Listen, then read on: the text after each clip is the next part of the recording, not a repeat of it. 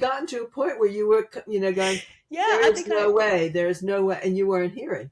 yeah, I think I got so worked up over it. It's sort of I lost sight of wait, Yeah, hang on a second. This is the yeah, actual relationship in front of me, yeah, not just what you post online. yeah.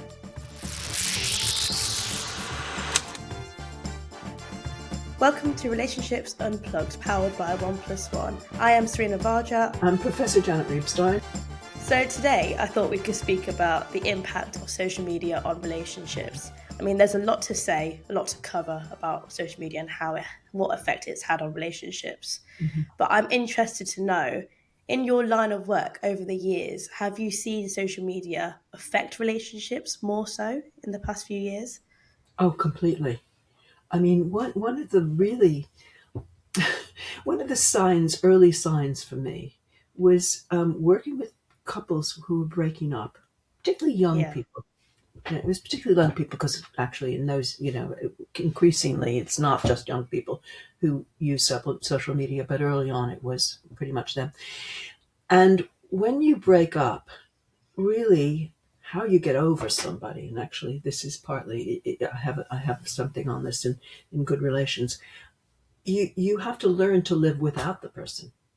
So you Yeah. have to have different associations in your life. That's how you get over things. If you check social media all the time, if you still have connections in social media, you will have a much harder time getting over someone. And it's very hard, as we all know, to break off connections in social media. Yeah. Post all the time, or you have to make a very big announcement if you're on Facebook. We're no longer in a relationship. I mean, sort of really definite and very um, deliberate kinds of actions to stop it. Whereas pre-social media times, you could do it. Didn't take quite as much effort because it wasn't, unless you live next door to each other or in the same class every day or something like that. It Yeah. would be a lot easier. So that's one of the ways in which I early on saw the influence in a malign way. Obviously, there are Okay. some good things to be said about the use of social media for relationships too, but I think that's one of the worst ones. Being able to conduct a life without someone that you are no longer wanting to be in a relationship with. Yeah, of course. I think the issues that Gen Z and generations after face are different because we are put in a digital world. We are with arguably more stresses because we are exposed to a lot more through social media. Like you Yeah. hear about social media, people posting on social media to get at their ex, Yeah. to make it out as if they've got a happy life when social media doesn't Yes. always paint a happy, or it paints a happy image, but it doesn't mean that there's a happy image underneath it. Yes. Data actually suggests, though, over the past decade, that there's been a decline in social trust because of social media. Now, I think this could be due to our over reliance on digital communication. We trade meaningful interaction for frequent but shallow Hmm. connection. Hmm. Hmm. I think this has probably got worse since the pandemic, where Yes. people just have relied on technology to connect with one another even more. And I Yes. guess on one hand, you could say that strengthened relationships, it's strengthened During that time, communication. particularly. Yeah. Yeah. Yeah, people connect on different platforms, we share funny videos to each other, video chatting, showing affection, that sort of thing. Frequent communication can make weak social ties stronger, you know? Yeah. But on the other hand, social media means everyone is connected. So Yeah. jealousy and distrust, where one might feel jealous over a partner talking to others, especially Yeah. those opposite sex, for example. Yeah. That's where the problem comes in, I think. And there's no nuance about it, so that you see something that looks very black and white. There's a conversation going. Sometimes it's flirtatious, and sometimes flirtatious can look like, or something can look flirtatious and it's not. I mean, there's sort of double entendre kinds of things can be seen where they're not supposed to be. They're not meant. So there's a kind of lack of nuance that you can get from having other cues around you, other social cues around you, so that you will leap to conclusions more Yeah. easily when you see something that's posted on social media, or you see a joke that's made on social media, or whatever. You've got nothing to surround it, and Yeah. conclusions can be drawn. It's hard to grasp tone on social media, isn't it? Exactly, exactly, exactly. And there's the other thing of early on in emails, this concept of firing. When Hmm. you don't take the time, that's a very good example of, you see something, you respond, then responses come back and things get blown up out of proportion. If you're in a social situation, you might yell back, but then Yeah. somebody might say, hey, that was a bit much, or you have more opportunities to explore what the intentions were behind things. Yeah. I mean, I think with social media, the whole thing is you can step back and draft a message to someone, for example, saying and kind of twist what you mean, where in real life, your raw emotion is sort of poured out straight Yeah. there and then, isn't it? Yeah, well, that's that So, that that touches on two things. One is your honesty idea. yeah. There's a lot of dishonesty and people not really saying what they mean, but twisting something or presenting a self that's a false self. On the other hand, you you touched on something else, which is in the here and now. People often feel fired up in ways because there are other cues that make you feel Yeah. it's hot. You can feel emotion. Hmm. You can feel it around. And so, so there's that danger in so you can take time to be considered around social media in a way that probably you can't. I mean, Yeah. if you're in a feud with someone, sometimes, I mean, when I work with couples, very often I will say, particularly divorcing ones, and I was commissioned to write the parenting plan for the UK, and one of the things I think we left in was choices for people of how they wanted to respond to each other, because and it what ranged from in person to emails to phones. I mean, there was Yeah. because emails and can give you a space and a time so that you don't say things that will inflame situations. So Hmm. if you're feuding, for instance, you can step back and compose something. I mean, in the past it would be letters, but you know, there is that gift that kind Yeah. of conversation can happen. I think the thing with social media is traditionally in a relationship where social media didn't exist, you Hmm. wouldn't really know what your partner was up to necessarily. No, Whereas social media kind of puts everything on view a little bit. And I guess arguably you could say this is a good thing. Like if your partner's being unfaithful, who they interacted on social media could be a dead giveaway.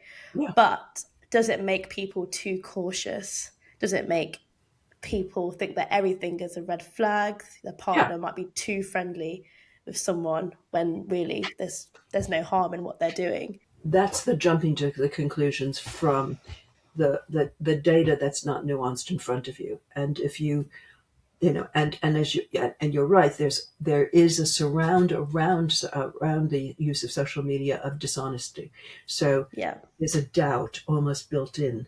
Is this Yeah. is this real?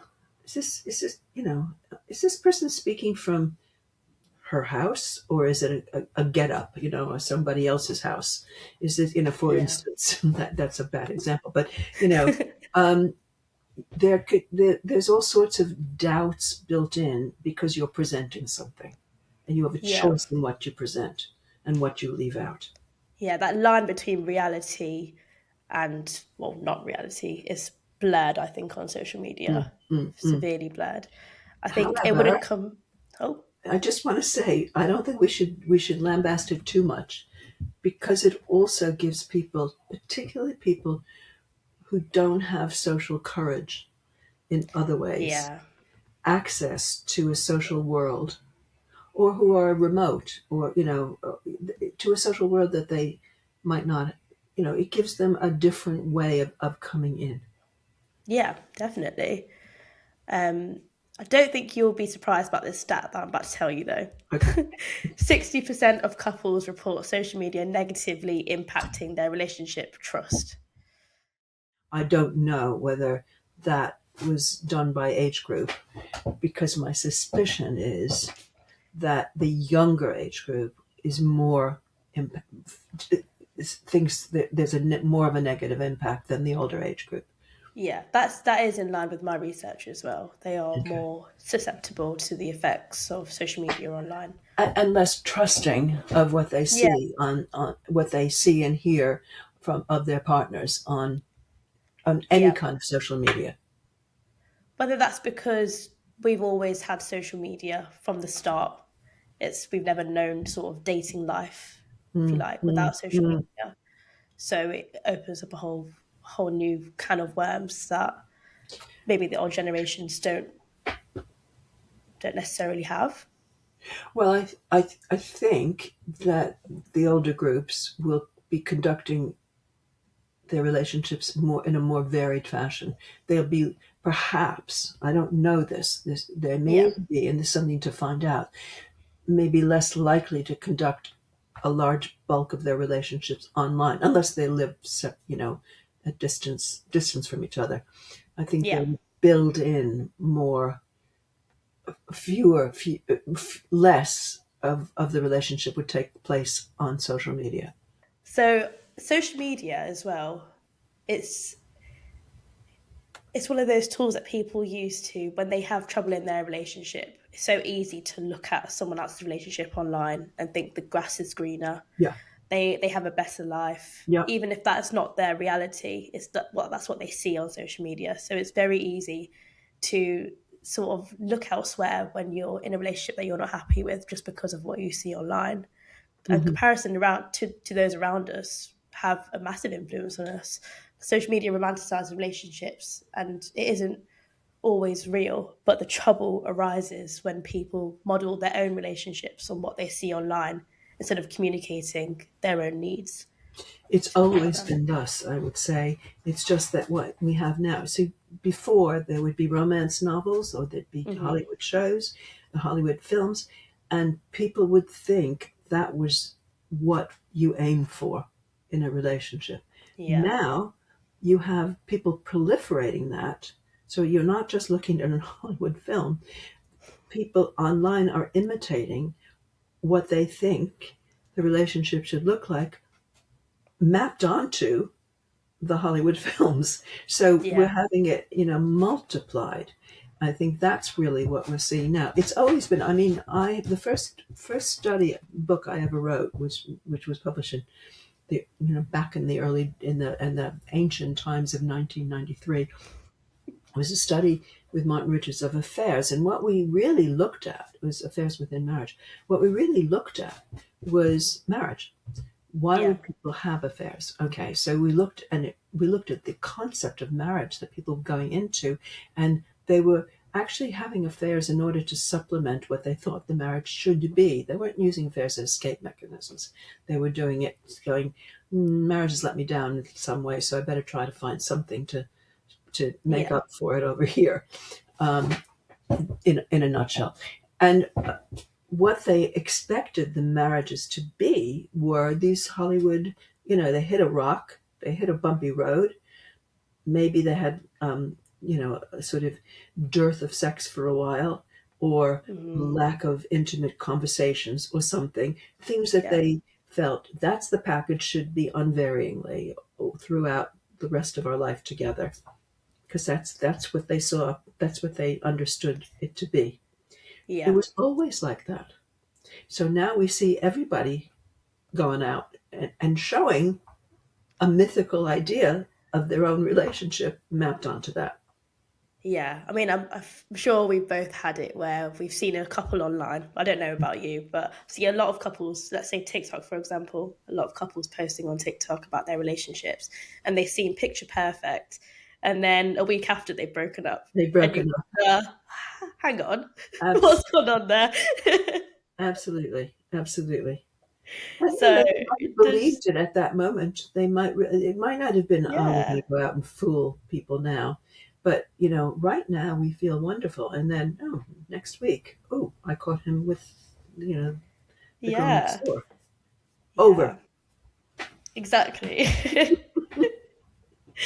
I mean, I think another thing I have to say, I was a bit guilty of this in my last relationship. It's not my proudest moment, but if one partner isn't posting the other person on social media, that's a really big thing. And I've spoken to a lot of my friends about this sort of stuff, and it's like, what? So your partner will post all of this other stuff about him and his friends, but won't post you? Is I that see. like a?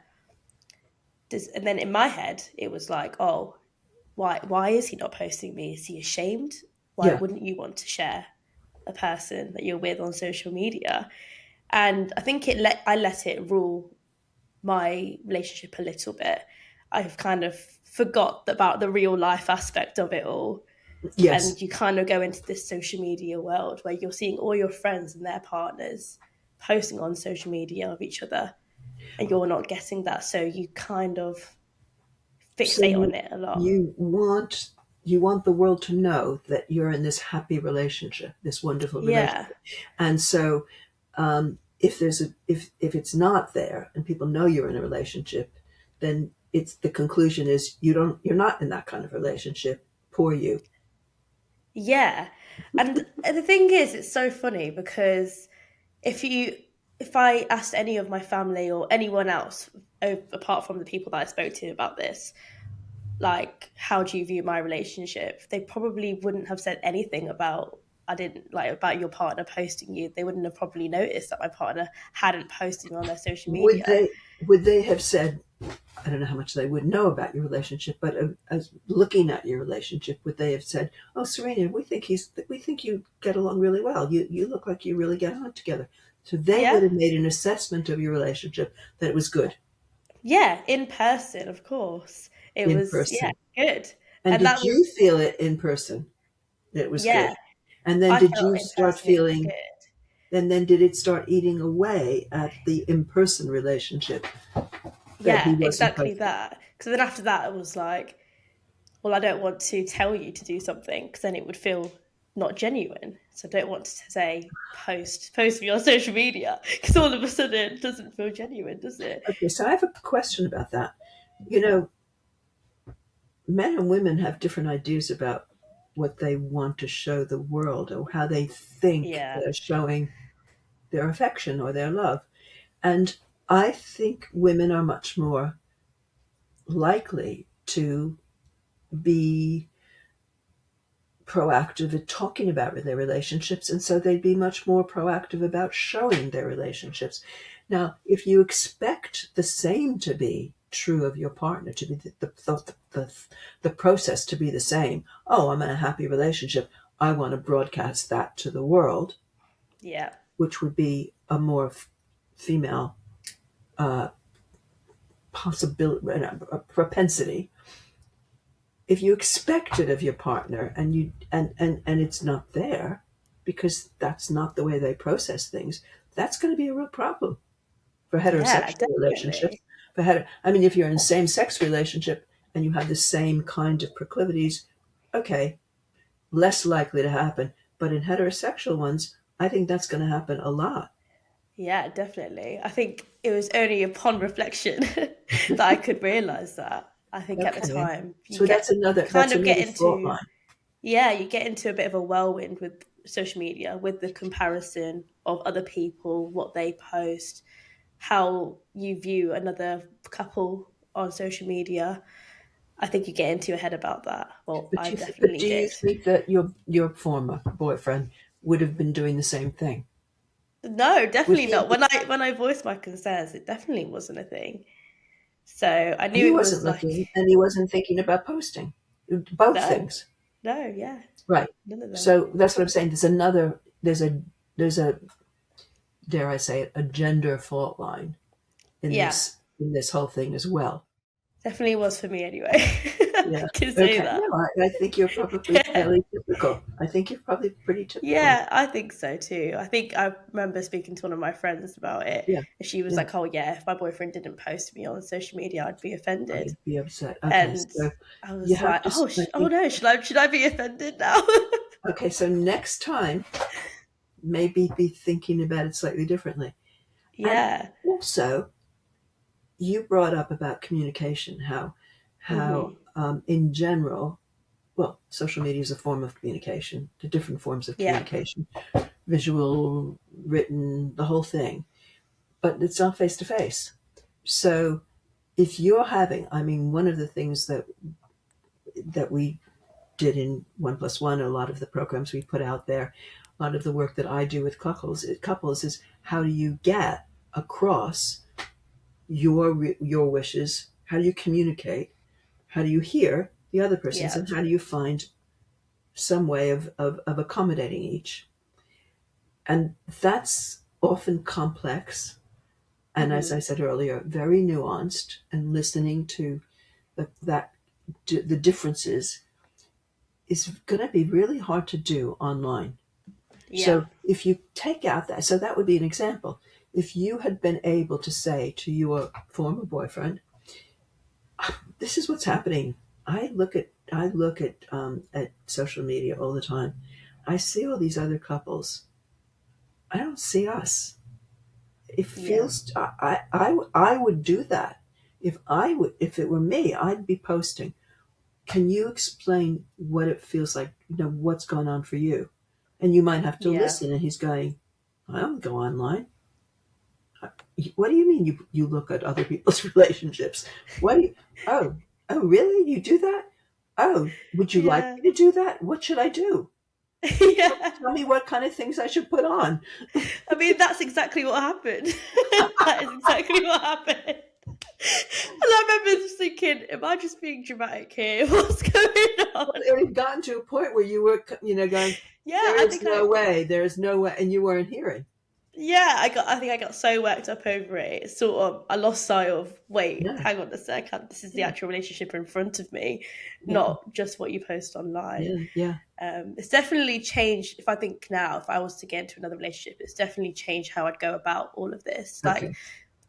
with the research that I've done, it's weird because you wouldn't actually, I wouldn't even think to do this, but a lot of the recommendation is you need to discuss with your partner what your boundaries are with social media. Yeah. And I wouldn't even think to do that, I don't think, Well, still that's now. kind of what I'm pointing to here, because you're going. Yeah. My boundaries are much wider than yours. Yeah. He's going, well, he might not even think about it in terms of boundaries, but he might well have said, I don't want everyone to know about what I'm doing with you. That's Yeah. my private, that's private. Or he Yeah. might have said, Exactly. "Oh, that's interesting. Yeah, I feel really great. I want to crow about you. That's a good way to do it." I mean, it's not just having conversation about boundaries. It's conversation about the meaning and the use of social media and what the impact it's going to have and why you would want to use it. So it's not just the boundaries, it's why. Yeah, exactly. And I guess boundaries can refer to a lot of things on social media, like who they're speaking to, Yes, who you both follow. Like if you're still in contact with your ex or still follow your ex on social absolutely. media, That's the that could boundary be issue. a massive warning sign for some people. That can be a massive red flag. So yeah, after coming out of that relationship and obviously reflecting on the whole thing, Hmm. you do think, wow, there's a lot to speak about in relationships. Yes, There's so much more now with social media entering. yes, It's like a given. Social media is a given when you go into a relationship that someone's going to be on social media. yeah, yeah, Someone's going to be probably sharing your relationship on social media. One of you is going to be sharing the relationship yes, probably. yes. And it's whether you like that or not. Because I didn't even ask my partner. This is like if I flip it around on myself, I didn't even ask my partner, "Are you okay with me sharing you?" You No, know? it sounds like what you, and I guess I think it's more girls, more females do this. Yeah. What you just take to be the given and the normal is you talk about your relationship. You just talk about it. Yeah, I mean, I think for a lot of people, they would prefer to keep their relationship private Yeah, online yeah, for good reason. Now I think yeah, about it, I'm like, actually, why don't we all just keep our relationships private online? absolutely. And by the way, I think that is partly why it's more youthful relationships. As you get Yeah. into more committed relationships over long term, particularly if you have children or, property in common or business in common and things like that. There's just so much that you really do have to have boundaries over that could become, you know, really have very bad repercussions and Yeah. if you don't get clear about what how you use it and when you use it, if you use it. Um, I think this whole distrust with social media, it does make people monitor their partners on social media. What's Hmm. your opinion on monitoring a partner on social I media? think in general There. it's not a good idea. No. In general, you just, I mean, it is the same thing as, just not spying on, what would you go around spying on somebody in the I street? know. It's so like acceptable, I feel like, for this generation to be like, oh yeah, I look up what my partner does on social media. But in person, if you actually stalk someone in person, that Well, would be yeah, so wrong. let me put that word on it. I use the more polite one. Maybe it's not even polite. Spying, stalking, same thing. I mean, on a gradient. But yeah, Yeah. um, you you would sort of be more conscious of what it looked like if you got caught. Yeah. I mean, the impulse is there. It's always going to be there, Yeah. and you want to protect yourself against it, not just because it's there's a morality around it, but also because what I said earlier, you get information which is highly skewed, and you don't know what it's going to mean, and Yeah. then you're driven to conclusions like you were about Yeah. the meaning of his not posting, which are wrong. Yeah, definitely. I mean, 37% of partners admit to tracking their significant other's social media They might activity be tricking too while and they're tricking tracking. too. One third of divorces cite social media as a contributing factor too, Well, which, yes, and once a relationship has got to a point of kind of beginning to break down, suspicions start to come through. It usually means people are not being open with each other, not trusting each other, whatever. So you follow through on that, the slightly paranoid, bit of you around a yeah, relationship. You're gonna do the tracking. There's a yeah, wonderful, there's definitely. a this really does date me, but there's a wonderful, because it's very true and funny also, book that made into a film called Heartburn. Meryl Streep was in the film, and it's a true story by Nora Ephron of the breakdown of her marriage, Hmm. where you see her compulsively going through her husband's bills and letters, and she can't stop herself, and of course he is having an affair, so she keeps, and once you see one bit of evidence, it drives you to do all the rest, so you're compelled, you can't stop yourself. So it's a very emotionally true depiction of what Yeah, happens when suspicions start. You can't, yeah, you have to, the healthy thing is to rein yourself in until you absolutely need the evidence because you're going to divorce or whatever. it's making me not want to get in a relationship again. By the way, Janet. Well, relationships are, there's this whole thing that it's work, it's not, it's also play, but when it gets difficult, that's it does take work. Yeah, definitely. You row back or you row forward, and you try to figure out different ways, or you figure out how to talk to somebody when you think something's going on and it may not be. That's work. Yeah. Instead of accusing them of doing something just You because of your usually own get to the suspicions. accusing level when you haven't done the work before. There's another sort of part of social media, I guess, that a lot of people struggle with now as well, which is social media addiction. So that means when you're addicted to social media, it's usually to cure boredom. So you're scrolling Yeah. through TikTok or Instagram all Yes. day. And that's when you see partners stop prioritizing one another, give more attention to friends online, content online, which can cause conflict and disconnection in their real life partnerships. I mean, that could be another reason that people monitor a partner's social media, for example, because they don't have that sort of connection with them, or they don't feel they have Hmm. that connection with them because they're spending Yeah. so much time online. Well, that's kind of what I was talking about. When you have a niggling suspicion, where you have a suspicion something's Yeah, not right, you're picking up um, the gulf between you. In the movie Heartburn, she yeah, saw that he wasn't coming home at night or whatever it was. You're picking up something. There's a change. He wasn't available.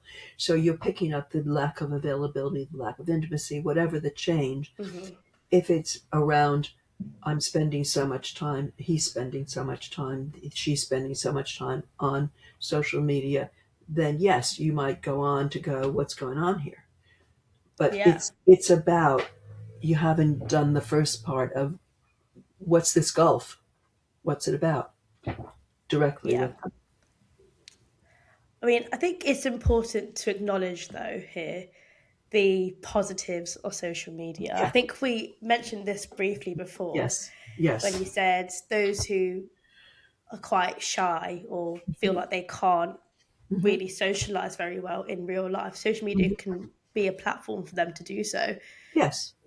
And those low in relationship satisfaction often benefit from excessive displays of affection on social media, especially when partners were shy to compliment them in real life. Social media can act as a facilitator Absolutely. for, or online affection often acts as a facilitator for offline connection too.